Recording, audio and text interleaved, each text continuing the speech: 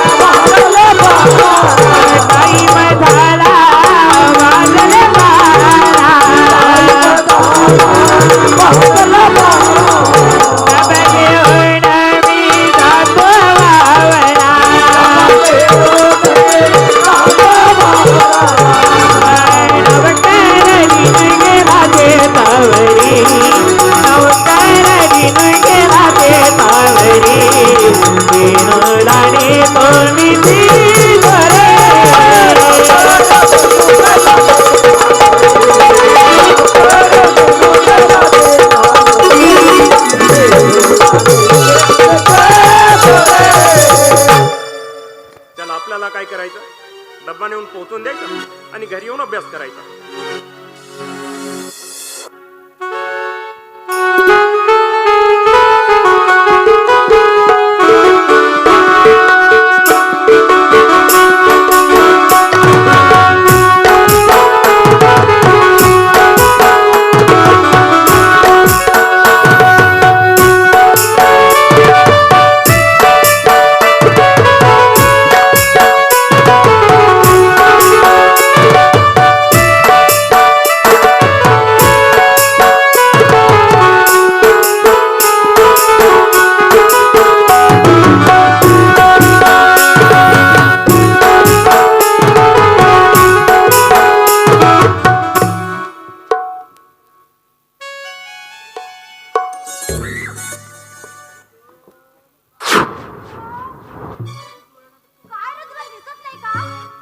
ते महत्वाचं नाही, लागलं कुठं ते सांगा अगोदर.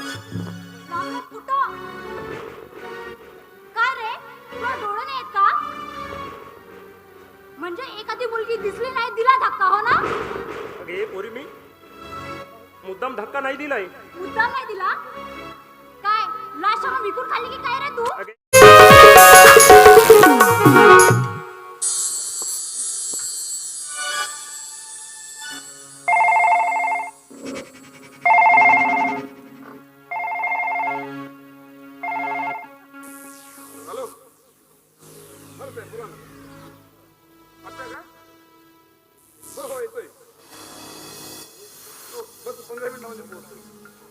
बरोबर, ठीक आहे. हो, साहेबांना फोन केला, मीटिंग आहे, लवकर या म्हणे. आणि डबा दिनूला पोहोचवून द्यायचा आहे, पण डबा कोण पोहोचवे? सुरेश, ए सुरेश, ए सूर्या,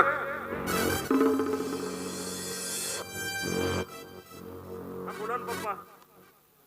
अरे दिनू नाही का सकाळी दंडावर गेलाय, पेरणी करायची होती नाही का, त्याला डबा पोहोचवायचा. मी पोहोचवून दिला असता, पण साहेबांचा फोन आला आणि मीटिंग आहे असं म्हणाले, तर मला मीटिंगला जायचं आहे. तेव्हा डबा पोहोचवून दे ना. पप्पा, तुम्हीच म्हटले होते ना की बेटा वेळेवर उठायचं, वेळेवर अभ्यास करायचा. आता तुम्हीच जर असले कामं सांगत बसाल तर माझा अभ्यास केव्हा होणार? अरे डबा पोहोचवायचा, 10 मिनिट लागतात डबा पोहोचवायला. पप्पा 10 मिनिट नाही, माझ्याकडे 10 सेकंद नाही, सांगितलं ना. म्हणजे तू डबा पोहोचवून देणार नाही?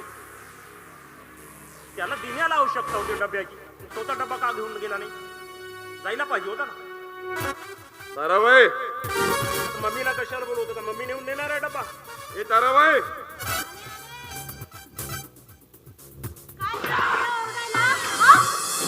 आवड कोसळली की पहाड कोसळला. मी तो दिन्या शेतावरती जाऊन आहे आणि पप्पा मला सांगतात डब्बा न्यायला. काय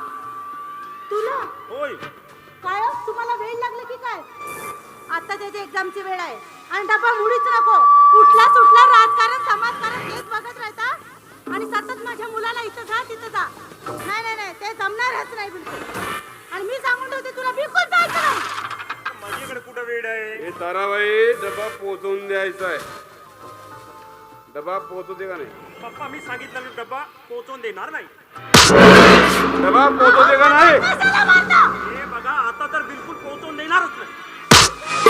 डबा पोहोचवते का नाही? Yes or no? बरं ठीक आहे पप्पा, फक्त आजच्या दिवस, फक्त आजच्या दिवस. ताराबाई मला कशाला मारता? ताराबाई जेव्हापर्यंत तुम्ही म्हणजे कीबोर्ड आहे, हे म्हणजे कॅम्प्युटर आहे. जेव्हापर्यंत कीबोर्डच्या बटना दबत नाही तोपर्यंत कॅम्प्युटर चालत नाही. बरोबर आहे ना? आणि आजपर्यंत माझ्या विरोधामध्ये एकही शब्द न बोलणारा पोरगा आज बोलतोय फक्त तुमच्यामुळं. त्यामुळं तोंड सांभाळून, समजलं?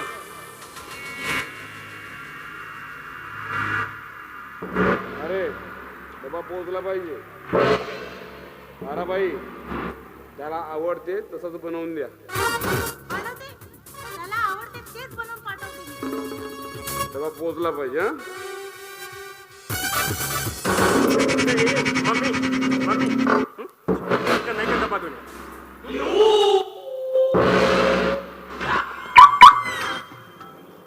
गेले का? गेला. काय म्हणे रावण?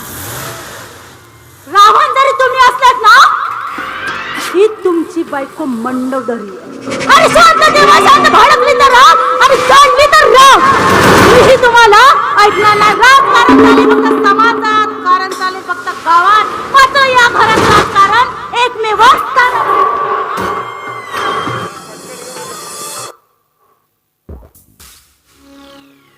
नाही माझी मम्मी म्हणजे मम्मी काही कमी नाही, पण काय करणार शेवटी तेही पप्पा आहेत, त्याच्यामुळे थोडा झुकावंच लागतंय.